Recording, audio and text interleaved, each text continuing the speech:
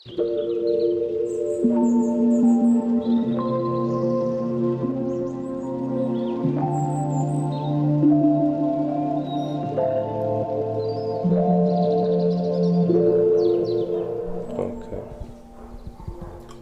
guys, Jonathan here, and yeah, this is the last video of this Italian series, because the first one was the cinematic on the Lake Garda, basically. The second one was the last video that I uploaded, actually, the POV, street photography, something, blog, blah blah blah, that I shot always on the Lake Garda, and where I showed you the pictures that I took. And this video, actually in this moment I'm here in Lisbon and it's October. Keep this in mind because we will talk about it later. It's October.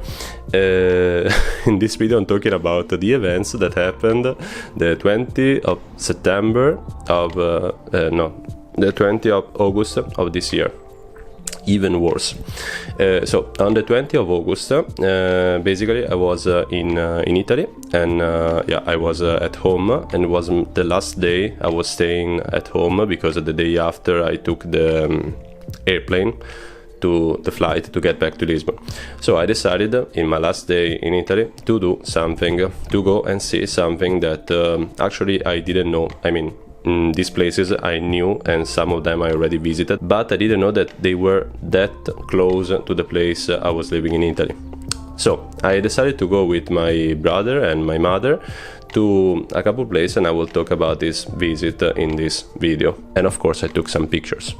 Okay, so basically in the pictures that you are seeing right now, there was a sort of rainstorm, thunderstorm in my hometown a couple days, 2 or 3 days before I left Italy, and yeah, I just wanted to share them with you because I like them.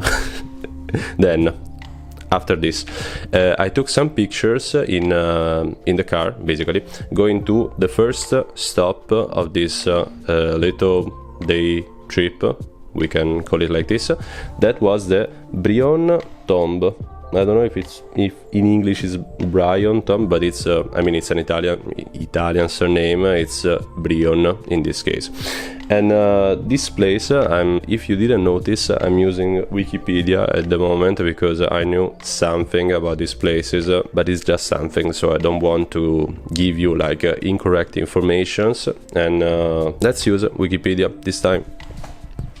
So basically, Brion Tomb, also known as the Brion Sanctuary and Brion Vega Tomb, is a place in San Vito di Altivole, near Treviso. And yeah, it's actually near to my place, to my house in Italy. It's like 10 kilometers away, 15 kilometers away, something like that. But so it's very, very close, and I've never been there before. So yeah, but it's cool to act, you know, as a tourist in your own places, because sometimes there are. This is just to encourage you guys to always check, because probably you don't know, but around your hometown, even if you live in the countryside, in the middle of nowhere, this kind of stuff, there could be like some interesting places. So always do that. Apart from this, basically, the Brion Tomb is the burial ground of the Brion family. It was designed by Venetian architect Carlo Scarpa, and keep this in mind because we'll talk about it later, like the thing that now it's October that I said at the beginning of the video. And yeah, Carlo Scarpa built the Brion Tomb between 1968 and 1978, and it's an L-shaped 2,000 square meter extension to the adjacent municipal cemetery of San Vito di Altivole. It is regarded as a masterpiece of modernist architecture and a powerful commemorative monument. Scarpa felt that the place for the dead is a garden, and is himself buried adjacent to the Brion Sanctuary. Yeah, so basically this architect, this very, very famous Venetian architect Carlo Scarpa, is buried next to the Brion Tomb, and I didn't know this, so thanks Wikipedia for telling me. Apart from this, basically the architecture of this place is incredible, because to go to this Brion Tomb you have to pass through the cemetery, basically the cemetery of the city of San Vito del Tivoli, and basically you have to go through some sort of entrance, and then there is a garden and all these monuments. And yeah, apart from this, I took all the pictures with my G80 and the 14-140 because it's the only lens that I took with me in Italy.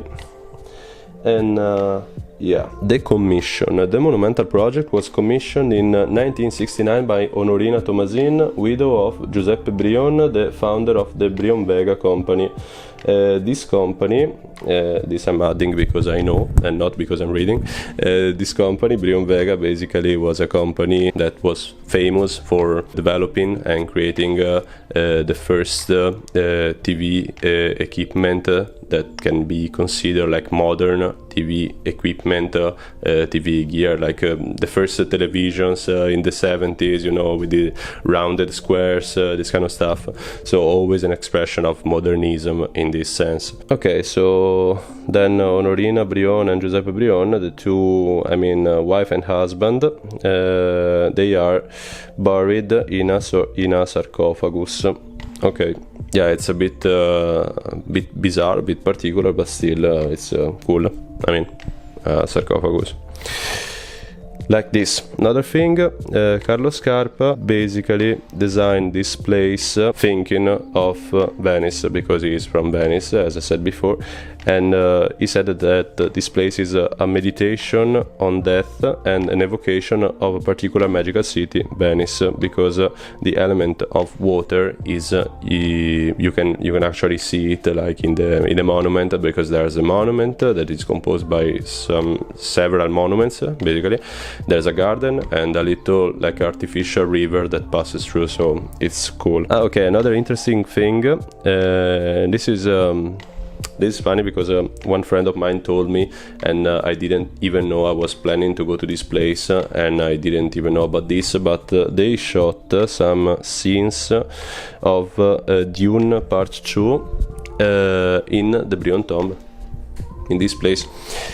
In July 2022, so basically 1 month before I visited Italy, and I didn't know about this, but it's cool. So probably you are seeing these pictures and you will recognize these locations in Dune Part 2. So yeah, what can I say about this place? I really liked the experience in general. It's a place that is very, I don't know, very different, because I mean, the city in which this monument is located is pretty close to the place I was living in Italy, as I already said.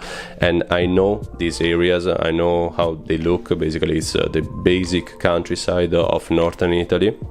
Just to say, probably, if some of you have ever been in the countryside in northern Italy, you already got what I'm saying. So it's this, basically. And then you find a monument like this, and I don't know, it looks totally out of place, and that's why it is magical, and the vibes that you can feel in this place are crazy and very strange, especially for someone who has lived in those places. Because for tourists, maybe, I don't know, because I was kind of a tourist, but I used to live there, so I was not like completely a tourist, but maybe a tourist knows that he wants to go to this place, he knows what to expect, and blah blah, he doesn't care about the surroundings. But for someone who is, I don't know, from there, it's strange, because it's totally out of context. It's but it's super interesting. And yeah, I said before, Carlo Scarpa, keep this in mind, because I discovered that in the next stop of this day trip, that was the Museo Canova, so the museum of Antonio Canova, the sculpture, the Italian sculptor. I think probably one of the most famous Italian sculptors.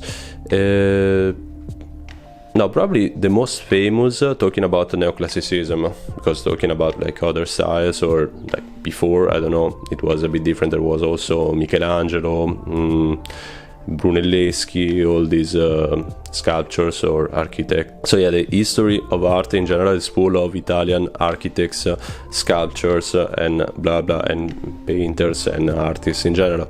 But I think that for neoclassicism, Canova is one of probably the most famous example from Italy. Yeah, we can say this.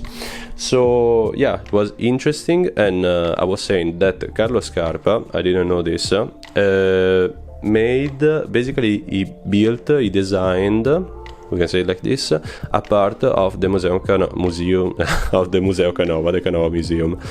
And yeah, it's interesting because if you look at this part, and I will show you here the picture, you can see some sort of affinities, some sort of yeah, something that is similar to Brion Tomb, basically. The style, this modernism, this kind of stuff, you can feel it and you can see it.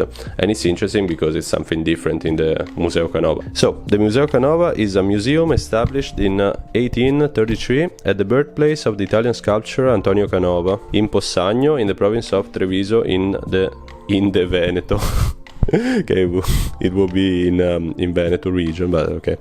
The museum is dedicated to the life and work of the sculptor and is composed of several parts. Yeah, makes sense. Usually museums and everything in life is composed by several parts. So the two parts, basically, because there are two parts and a garden, are the Gypsoteca, that comes from Greek. And it's a plaster cast gallery. It literally means collection of chalks, because Canova was famous for working with chalk, basically. So there's the Gypsoteca, that is the collection of chalks, and then there is the Casa Natale di Antonio Canova, that in Italian means the place where Antonio Canova was born and raised in general. And there was a guide. She told us something about the story of Antonio Canova, his development, his changes in style, and this kind of stuff, and also how he was raised and other things. And it was very interesting. I totally recommend this place. Like, I've been there before just one time, and but I was very young, so I wanted to go again. And I don't know, it's worth it in my opinion. It's good if you are around Venice or Veneto region in general, or northern Italy in general. There are this kind of stuff to see, and they are worth it.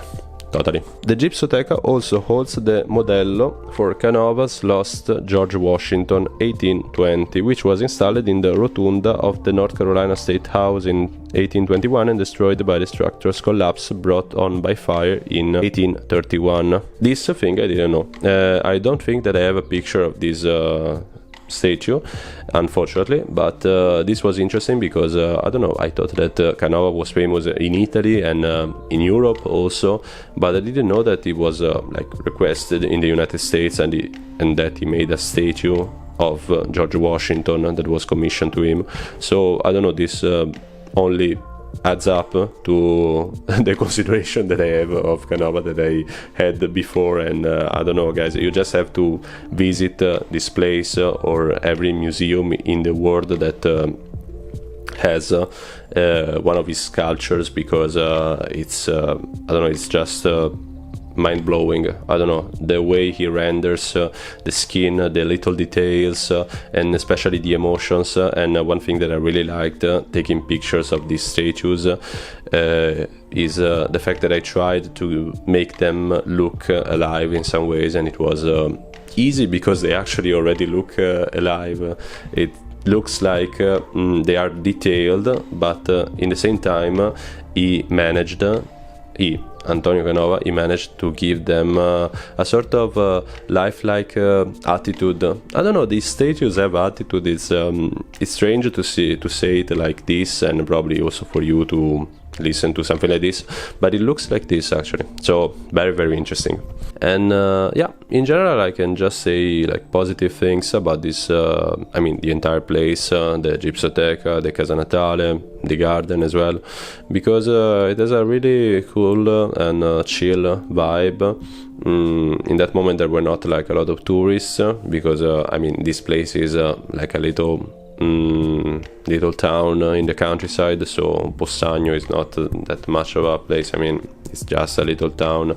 Like, there are a lot in the same area, so it's not anything special. It's famous mostly for that. And Possagno is famous also for the Tempio Canoviano, that it's the last place I've been to in this short trip. dedicated basically to Canova and Carlo Scarpa, we can say. So the Tempio Canoviano is a Roman Catholic parish church built in a severe neoclassical style based on the designs of Antonio Canova.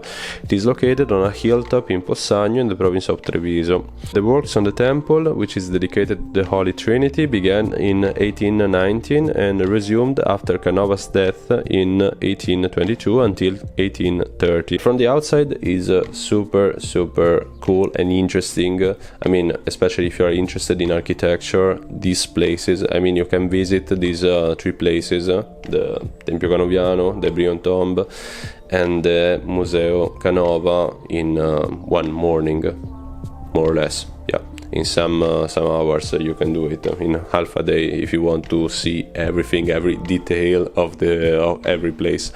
And I don't know, it's cool because I wasn't expecting I didn't know all of these places before, so I wasn't expecting that much, but actually it was interesting. And apart from this, guys, this was the last video that I shot in Italy, and I can't wait, because I can't wait to show you something from the Azores.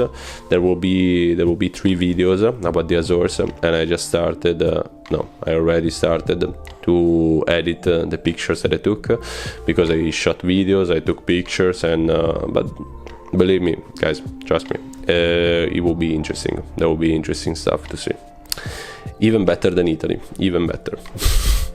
I don't know, I just loved the Azores, but in general I think that this summer the vacations, so Italy and Azores, were good. I really liked these vacations, strangely enough. And then I had to get back to work, and now, as I said in the beginning of the video, you see, I'm shooting this video in October, and I've been to Italy in August, so something is wrong here. No, it's just that I don't have that much time to shoot all the contents that I would like to shoot and upload here on YouTube. So, guys, it is what it is, but I will shoot another video, I think, in the next weeks, after I edit all the stuff from the Azores and blah blah, and because I want to share with you some life updates, something that happened, like what happened in the last months and in the last years, also living here in Lisbon, because I don't know, it's interesting in my opinion, and I hope that it will be interesting for you guys, and I hope that this video will be was interesting for you guys as well. So thanks for staying with me in this long video. I thought that it would have been shorter, but I don't know in the end if I would cut a lot of parts, but I think that it will be a bit long. And yeah, thanks for this, and see you in the next video. Bye guys.